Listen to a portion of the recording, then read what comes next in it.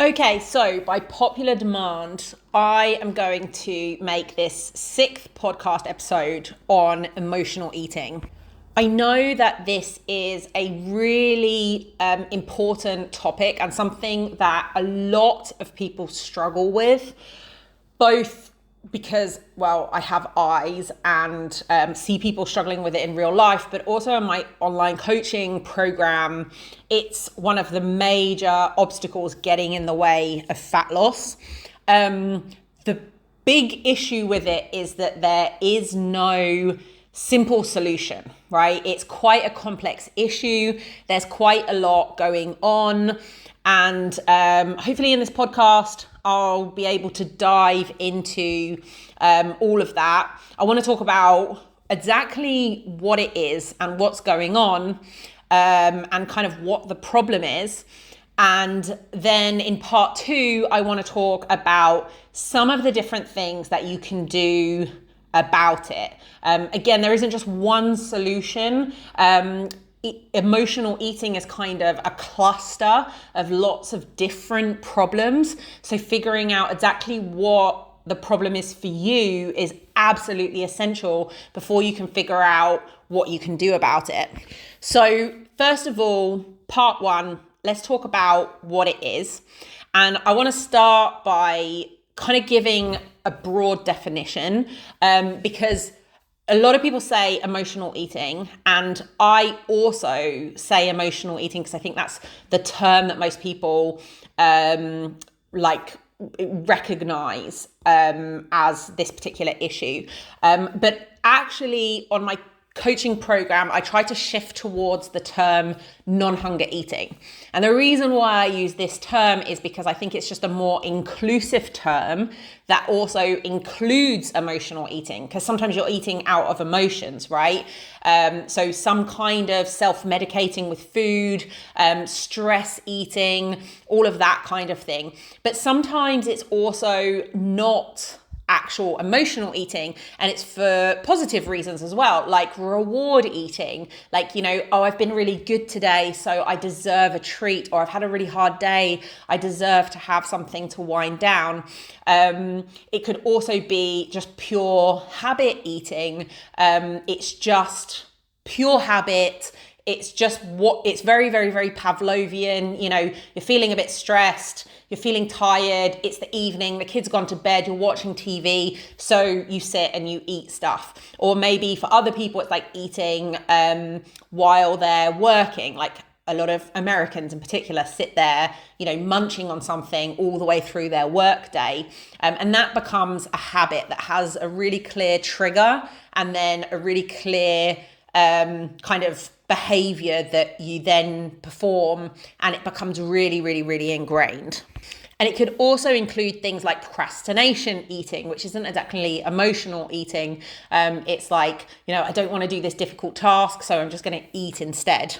And sometimes it's waste not, want not eating, or what I sometimes call war child syndrome. Like your kids have left a load of half-eaten soggy chicken nuggets, and it's a shame to throw it away. And there's starving kids in Africa, so you should eat it to make sure that it doesn't get wasted. This is also a form of non-hunger eating that isn't exactly emotional, and so that's why I prefer to use the term non-hunger eating. But I think for the sake of this podcast, I'm going to focus more on the emotional eating side of things anyway. And, the self-medicating with food, the stress eating, the eating in response to negative emotions, maybe to numb negative emotions. Because I think that's what most people struggle with the most, and some of the other issues are a little bit more fringe or maybe have a different solution. So I think the first thing to recognize with emotional eating is that emotional eating isn't the problem. It's not the actual problem. It's just a symptom of the problem. So the problem is that you're incredibly stressed and you're tired and you don't have any other coping mechanisms for becoming less stressed. So, life is hard and being a human is messy and challenging. It is today and it always has been. And humans have always looked for ways to cope with the difficulty of being human. Some people smoke, some people drink, some people do drugs, and some of us turn to food to escape for a while, and we distract ourselves from our difficult emotions, and we feel a little bit of pleasure and relief through eating. In the context of being a mum, this is a really common scenario. Your life is busy. You're often up earlier than you would like after a night of disrupted sleep. You work hard all day, then to rush to pick the kids up. Your evening's all about getting everyone fed, bathed, entertained, and then to bed. And bedtime is often a battle, and it's 8:30 or 9 p.m. before you emerge from the room. You have a house to tidy, laundry to do, dishes to wash. You can't run away or take a day off. That's a really important thing. Like, mums can't, and dads, we can't just go off and go gallivanting and just sleep in the next day. Like, there's no time off. And it's really, really hard to escape. And the weekend comes around, and while you get a break from work, you still have the kids and house full time. The sheer relentlessness of it during these early years with young kids really, really grinds on your sanity. Then you've got this small window of time between when they fall asleep and when you collapse into bed yourself. You can't go anywhere. Activities outside the house without kids have to be planned in advance, and babysitters are required. It's just you and a quiet house, a TV and a sofa. You want to sort of make the most out of this time, and you need to decompress, and you feel that time ticking away.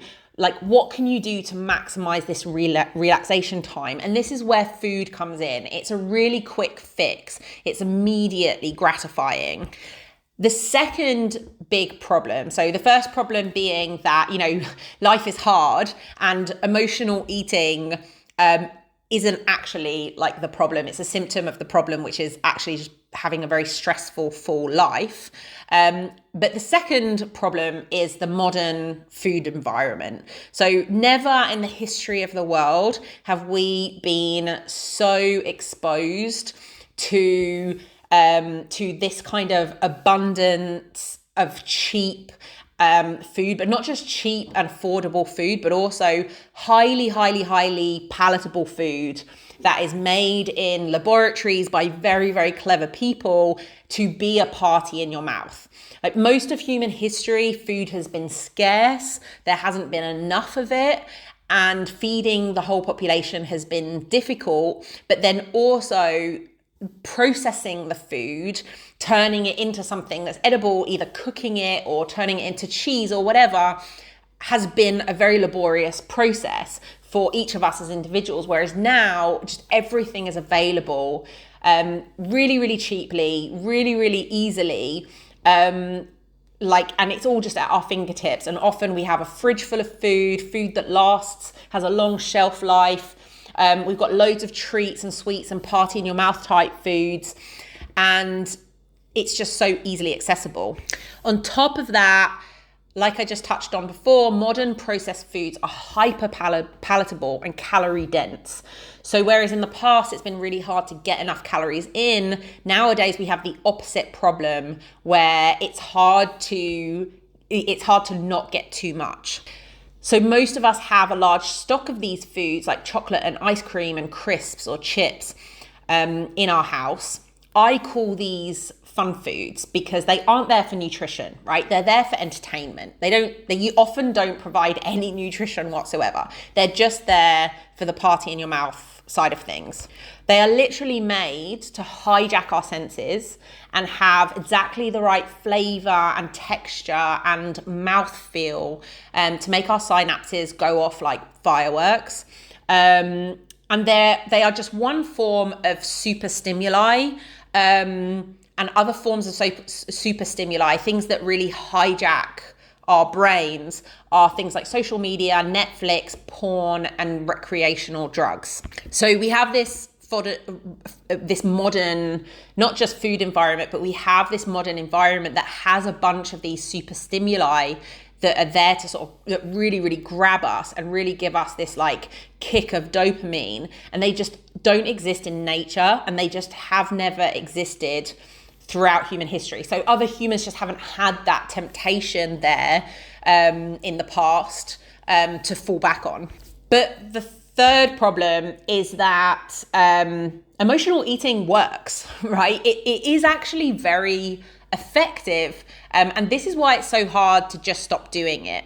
And so often people are focusing on emotional eating as the problem.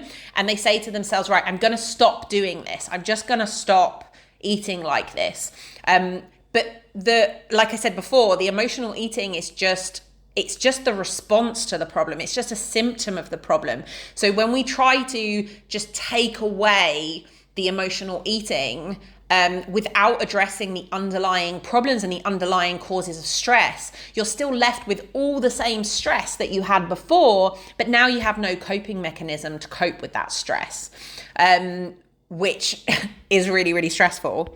And emotional eating as a coping mechanism does work and is very effective. But here's the thing, it's very effective in the short term. It's very, very, very effective in the moment while you're eating it. It hijacks your senses, it gives you a distraction, it helps you to numb negative feelings, it gives you a little boost. And so it feels like it takes your problems away. But the problem with it as a strategy and as a coping mechanism is that it has really negative consequences downstream. So in the medium to long term, after you've finished pigging out in front of the sofa, or the next morning when you have a stomach ache and you feel really heavy and you see the scale has gone up by 2 kilos, you feel really, really shit. You feel guilty. You feel physically bad as well. Anyone who has overeaten a lot does feel really physically, knows that feeling of feeling really heavy and just feeling really, really rough. And then you have all the mental things going on top of it of like, oh, I'm such a pig. Why did I do that? Oh, I've blown my diet, and like all the guilt and shame and all of those ruminations. And then in the long term, when we're using like food as a crutch and as a coping mechanism very regularly, it leads to weight gain. So in the long term, we have to deal with this weight gain and sometimes health conditions and health problems and not feeling and looking the way that we want to look. So while it's very effective in the moment, it really sucks in the medium and long term. So this might feel like a bit of a digression, but I think this is a really useful kind of term to throw in here. So some people refer to something called limbic capitalism, and that is where we are sold products and services that that hijack our limbic systems and hijack those really, really reptilian parts of our brain that are responding to things like food and hunger and taste and sex and stimulation, and so fun foods and all these ultra palatable foods kind of go into this group of super stimuli that I mentioned before, like Netflix, social media, porn, that really, really hijack our limbic systems and take advantage of those really, really deep human needs. And I think it's just a really useful term to think about because we often don't think about food or any of these super stimuli as being something that that we really need to kind of get to grips with and control. But before we move on to the solutions, I also want to add to this that it's also a very socially acceptable way of coping with problems. Whereas, being an alcoholic, for example, or somebody who gets really, really high every night might be looked down upon in a lot of social circles. I think probably alcohol a lot more than weed.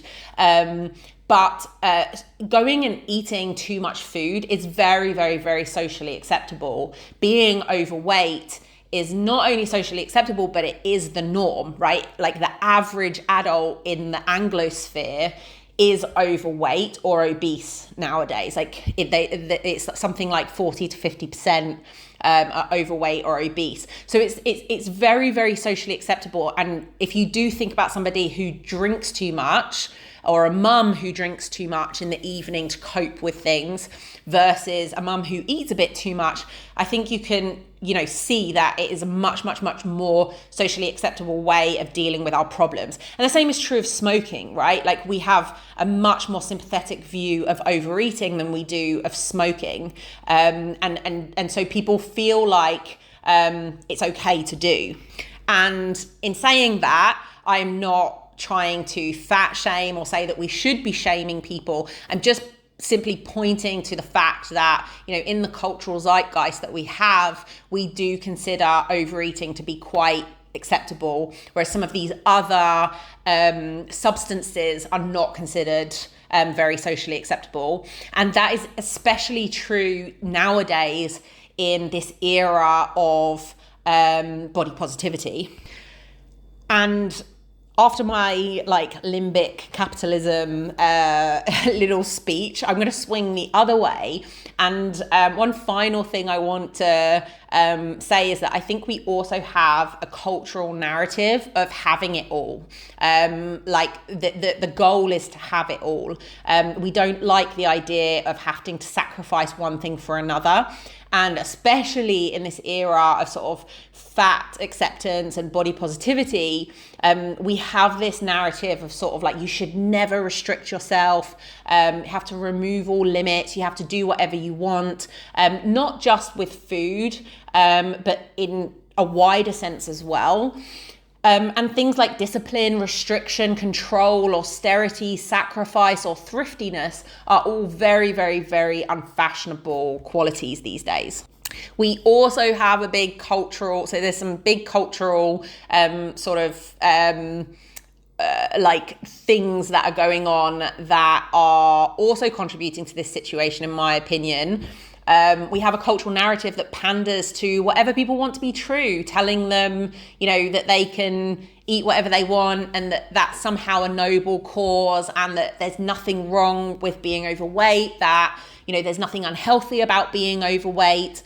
And especially in this time of body positivity, that is really the message that's given to a lot of people. But we also have a cultural trend of sort of never wanting to say anything that will hurt or offend or upset anyone. Sometimes the laws of physics and the natural world are harsh and oppressive. So sometimes we have these things that are true and maybe not so comfortable to say, but we're all a little bit scared of saying it.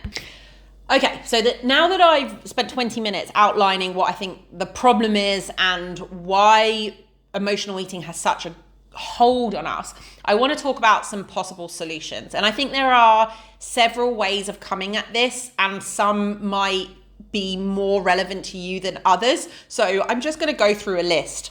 I think the first step is identifying the triggers of the emotional eating. So I have my clients fill out a sheet that describes the emotional eating behavior, but then gets them to think about the background and the context to it and what the triggers were. So did something particularly stressful happen that day? Is it the end of a long week and they're really tired and weary and fed up? Are they sitting in front of the TV and that's what they've always done in front of the TV? First of all, you need to identify what the triggers are, and to relate back to what I said earlier, to figure out what the actual problem is.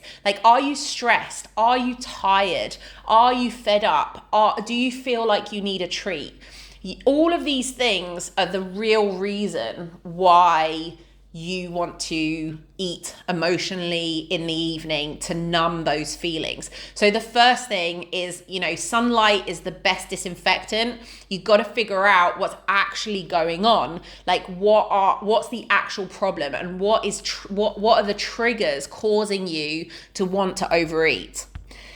The second part of that exercise is to then figure out what you really need. So you might need, just some relaxation, right? You might need to go and do a meditation. You might need to go and have a shower and get into bed and read. You might be overstimulated, so sitting and watching TV is just going to make you feel more stimulated and wired when you should be winding down for bed. You might be mentally fatigued, but not physically. And this is a really big problem in modern society, where we're mentally very overwhelmed and very, very tired. And the mental load of keeping on top of everything is really, really high, but we're not doing enough physical activity. So in these cases, you might need to do some exercise or just go out for a walk. The thing about all of these things that I'm suggesting, so exercise, movement, meditation, winding down, doing some self-care, having a shower, doing a face mask, doing a hair mask, having a bath, all of those kinds of things, is that they are nowhere near as exciting and tempting as just going and eating too much. Because that's the thing about what I said earlier about eating, like emotional eating, is that it's very, very, very, very, very effective in the short term, but in the medium to long term, it's really, really ineffective. When you take all of these other forms of relaxation and self-care, it's the other way round. There can be quite a lot of friction to getting started and actually doing them.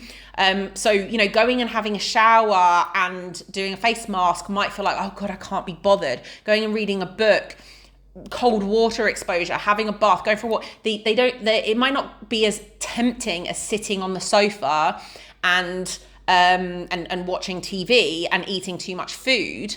But so it's nowhere near as tempting or as exciting in the short term. But then in the medium to long term, that's when all the benefits kick in. So the way that you feel after you've gone for a walk outside, that's the medium term, right? Is you feel more relaxed, you feel more calm. And in the long term, it contributes towards, better mental health, better physical health, having a lower body weight. So all of the consequences downstream in the medium to long term are fantastic, but it's not so easy to do in the short term. And the same is true of everything else, like meditation. It can be really difficult to get started. There's so much friction and it doesn't feel as good in the moment, but after the fact, you feel much better. And in the long term, it contributes towards better mental health. The same is true of going and having a bath, reading a book, all of those other things that I mentioned before. So step one is figuring out what you're really feeling, why you're turning to food, like what's really going on, what the triggers are, what you're actually feeling, and what the actual problem is. And then step two is to figure out what you really need, what other things you can do to relieve stress, to wind down at the end of a long day or the end of a long week, and how you can start to feel better in a more sort of like holistic way and in a more healthful way that has, better medium to long-term consequences rather than instant gratification. So another really important solution is also, this might sound a little bit patronizing, but it's to actually deal with your problems. So we have a real obsession with self-care and de-stressing. But the thing is that, okay, if you're stressed out because you had a difficult conversation at work today, or, think you had to present something to your boss that wasn't so nice, or because your kids really wound you up, then okay, you might need to sort of wind down from that.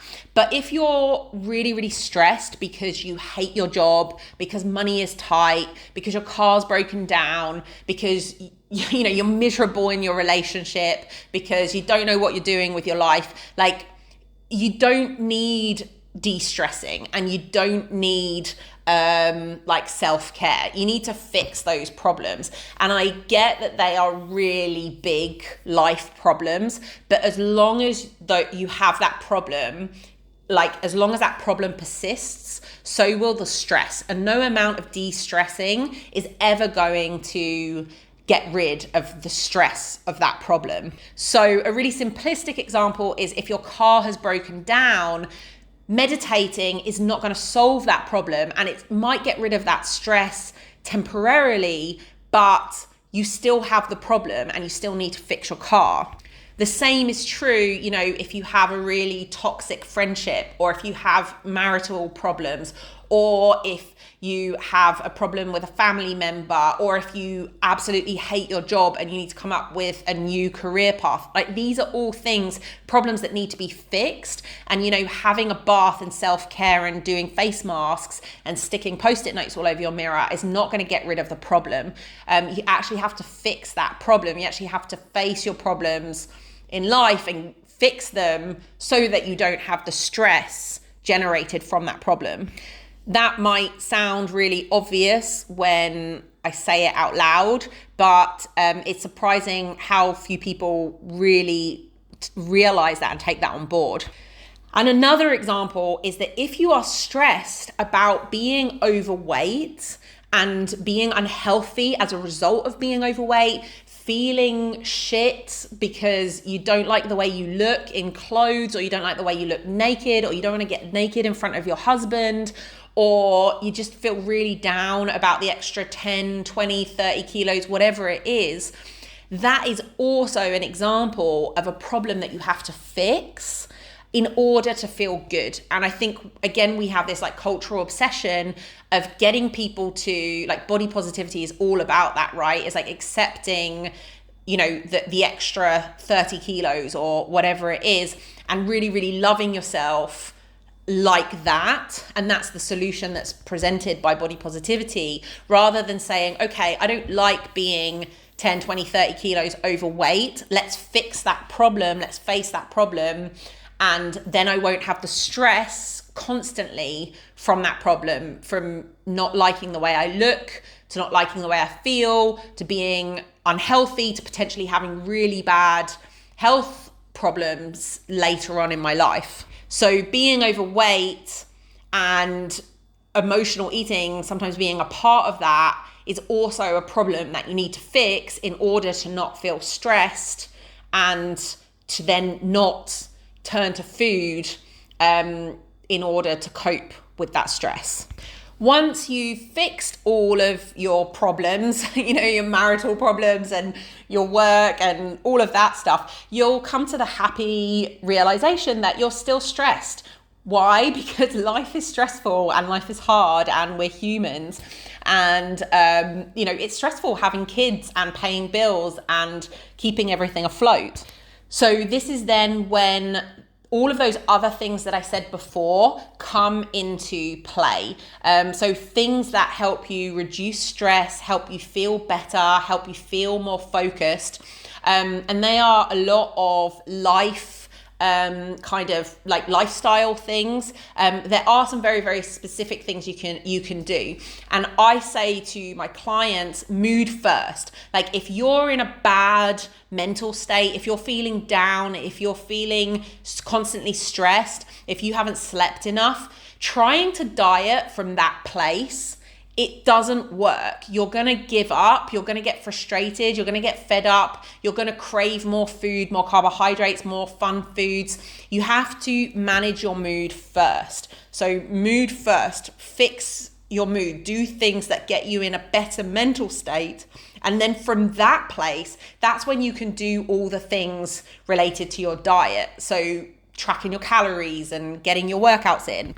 And whenever I have clients on my program who are really struggling because they're feeling really overwhelmed with life and it's a really stressful period and they're not getting enough sleep and they're feeling really stressed out and they're in that cycle, I encourage them to not focus on whether or not they're tracking their calories and doing those things that they do need to do to lose the weight, but to focus on the mood first. Do whatever they need to do to get themselves in a better state of mind so that they can then do the things they need to do on the diet. And some examples of that is exercise, cold water exposure, like, ice baths or having a cold shower. I know there's lots and lots of noise around that right now, and I won't dive into it, but it can make some people feel really, really, really good.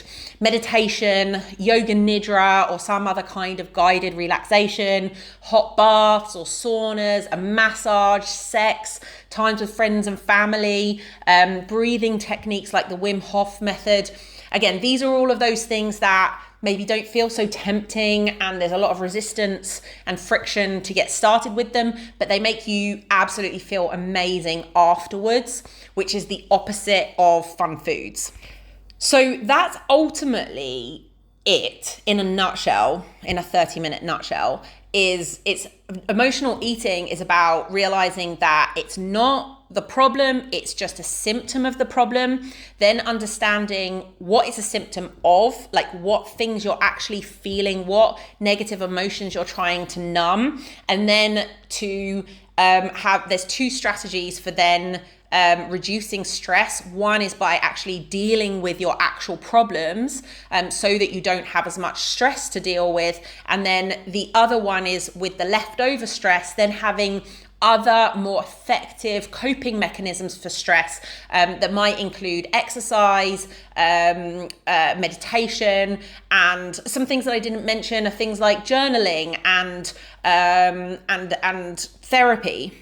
But that's ultimately what you need to do, is recognize the emotional eating as a coping mechanism, and then have other coping mechanisms, create other coping mechanisms, adopt other coping mechanisms that are more effective in your life, so that you don't need to turn to emotional eating. And I have my clients, I give them a list of like some of those things that I've mentioned, and have them think a little bit in advance of things that they can do to reduce stress, that may be on that list, some other things that they might want to do that help them reduce stress. And that leads me on to one other thing, and that is hobbies, right? Just doing things not for any future gain, but just for the pure enjoyment of doing them. And that could be things like gardening. It could be things like dancing, where the goal is like to dance. I don't like dancing, but where the goal is to dance, not to like burn calories or exercise, right? Things like, so gardening, dancing, journaling, coloring, drawing, painting, playing an instrument, singing. These are all like activities that humans enjoy doing just for the pure sake of it, and that you probably did at least one of them before having kids. And now that you're a mum, you don't have time to do these things, and so you never do them. But a life with no hobbies and no things that you just do for the joy of it, no wonder it's going to be stressful. And while again, these activities can be harder to get started with than just sitting and watching Netflix, which is so much easier, but they can create much more joy. I really recommend giving it a try and spending just 10 minutes in the evening doing one of those things that you used to enjoy doing before having kids, just a hobby, right? And see how you feel afterwards, because I can guarantee you'll feel so much better after 10 minutes of it, so much lighter, so much less stressed, so much calmer than if you had just sat and watched Netflix for 10 minutes. You'd probably just be feeling worse. And that's when I often say to people, when I ask you, do you have any hobbies? You say, yeah, eating. It's like my response is, tongue in cheek, well, I enjoy breathing as well, but it's not a hobby. So like if eating and watching Netflix is your only hobby, the only thing that you do just for pure enjoyment in life, you need a hobby. You need something that you do just for the pure enjoyment of it. And I want to add a couple of things here. So one is the concept of selective discomfort. So before I talked about all of these different activities that are quite hard to get started with, but they feel really, really, really good afterwards. And some people refer to these things as selective discomfort. So things like cold showers or exercise can sometimes be really, really uncomfortable. and they can be hard to get started. Meditation is another one. But the thing is that something that many people don't realize is that that feeling amazing on the other side of discomfort and challenge is what we're doing it for. Like, our lives today are so incredibly easy, and we do everything we can to avoid any sort of discomfort. And actually, we need those things like heat exposure, cold exposure, like strenuous exercise, like all of those kind of things that are uncomfortable, but on the other side of the discomfort, you feel absolutely amazing. Many of us get into the habit of expecting total comfort all the time, but we're just not built for this. And it can seem ridiculous to purposefully make yourself uncomfortable, but being comfortable all the time might not be all that good for us. And sometimes we might need to get uncomfortable to feel good. And that's the concept of selective discomfort. And that leads me to draw a parallel with fat loss. It's not easy, and consistently eating fewer calories than you expend is difficult, but you can't have it all. You can't eat whatever you want and lose weight. You can't eat whatever you want and feel good about the way you look. And that is the solution that most people are looking for. To some extent, you have to embrace hard things and hard work if you want to improve your health and lower your body fat percentage. And this just isn't the answer that most people are looking for. This is probably also a really important time to mention lifestyle. I can't tell you how many people I've seen that sleep 6 hours a night and wonder why they're tired all the time and crave sugar. When they simply sleep more, their energy levels shoot up, they stop craving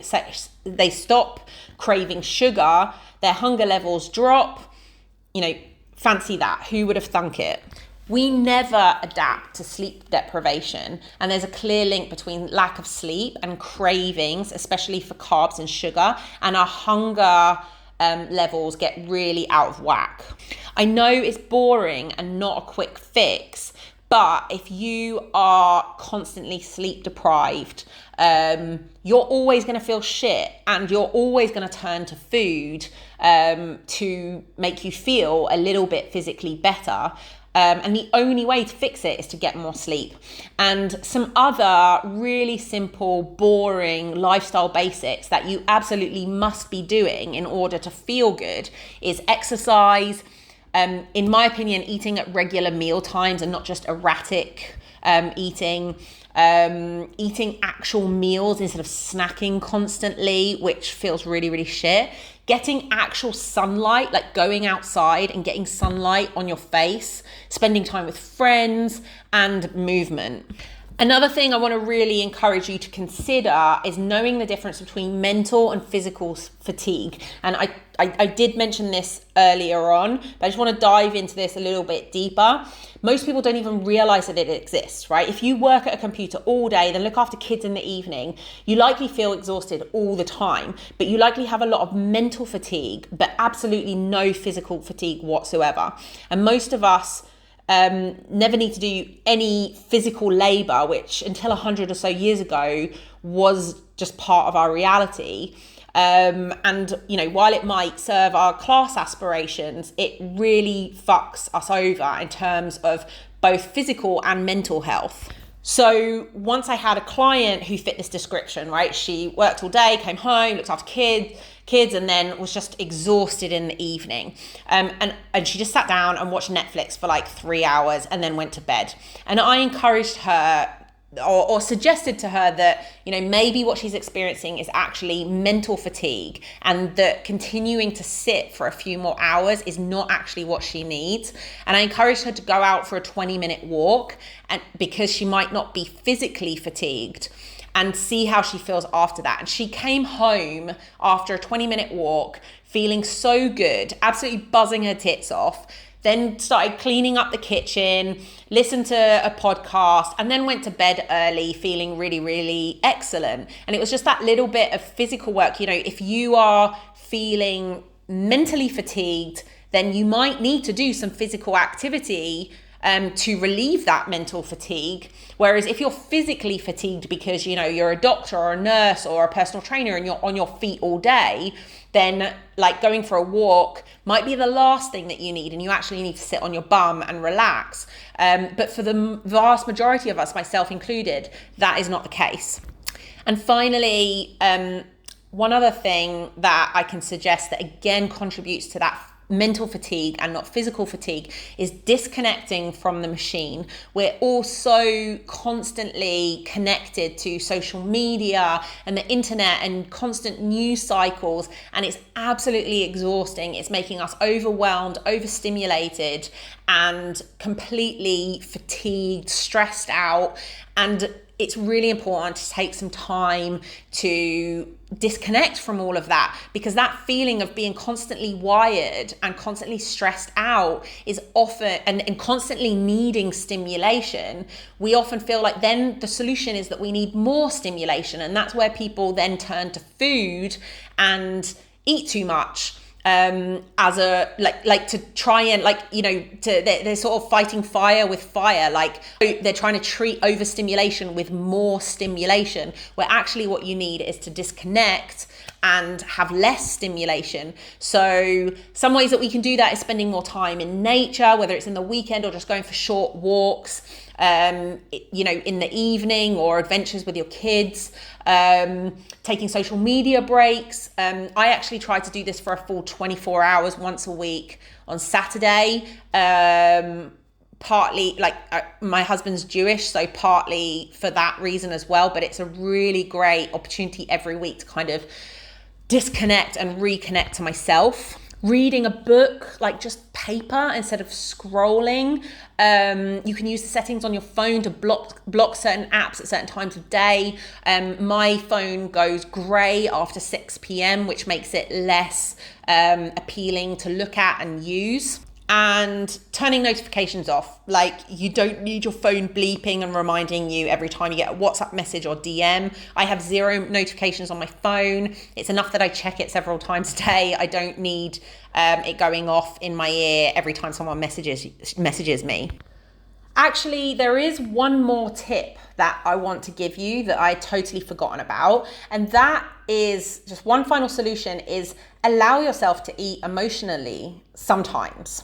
So this last piece of advice might sound very counterintuitive, but my advice is to not try to give up emotional eating completely. Don't promise yourself that you'll never do it again. So many women do this. Then when they have one weak moment, they get total fuckititis and start overeating all the time because they've ruined their diet just because of one slip up. Here's a dirty little secret.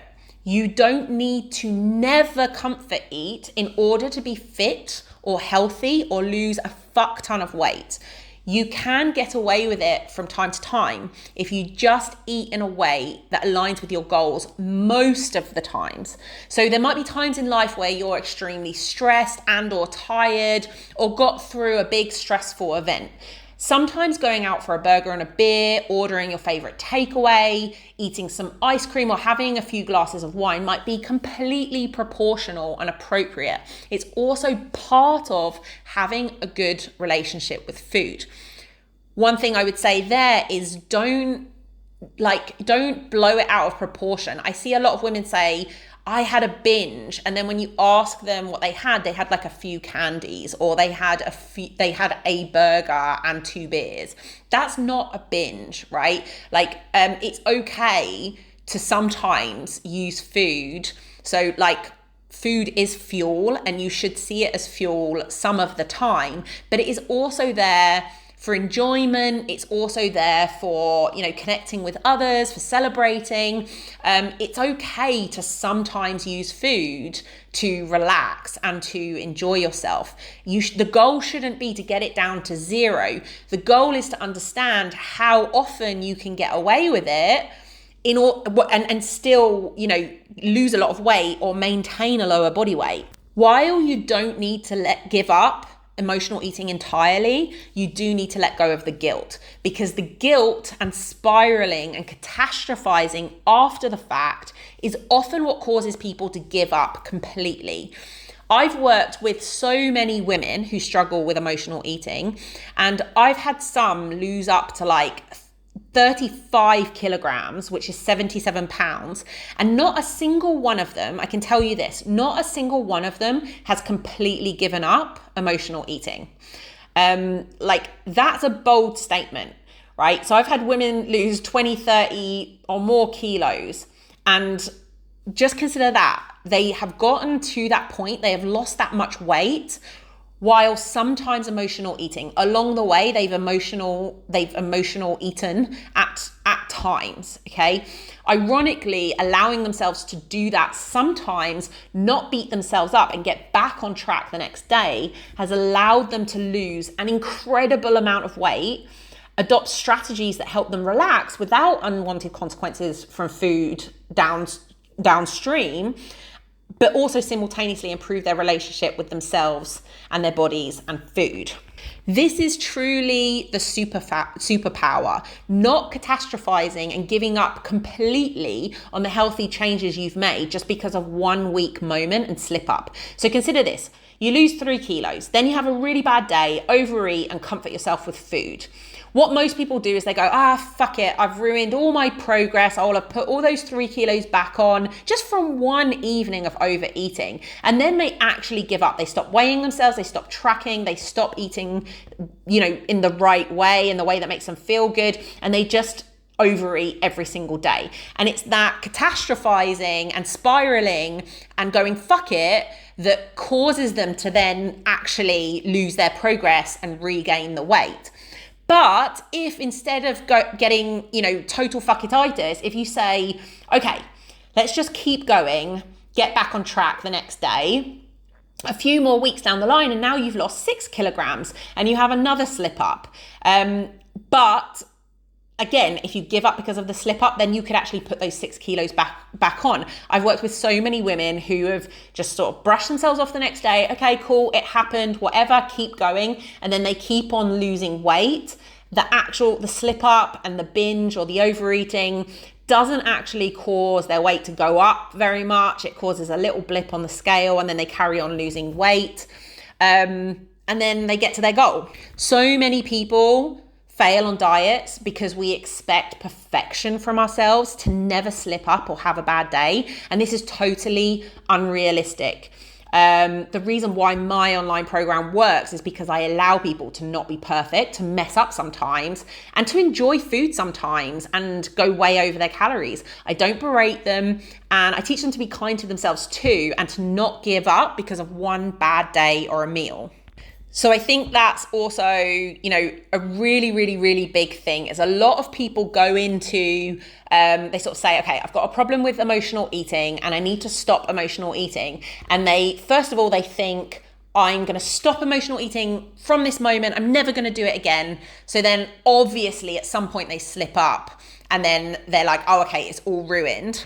But also people expect massive overhauls overnight. So they expect to be able to say to themselves, right, I'm making the decision today. I'm never going to overeat. I'm never going to emotional eat ever again. And they actually think that that's a reasonable goal. Whereas actually what I find is that when people are making improvements and changes like this, it actually happens slowly over time. It improves over time. And then they slip up, but they don't eat quite as much as they used to eat. It's not quite as intense. They brush it off and they get back on track afterwards. So it doesn't go on for as long. So it becomes less intense, less frequent.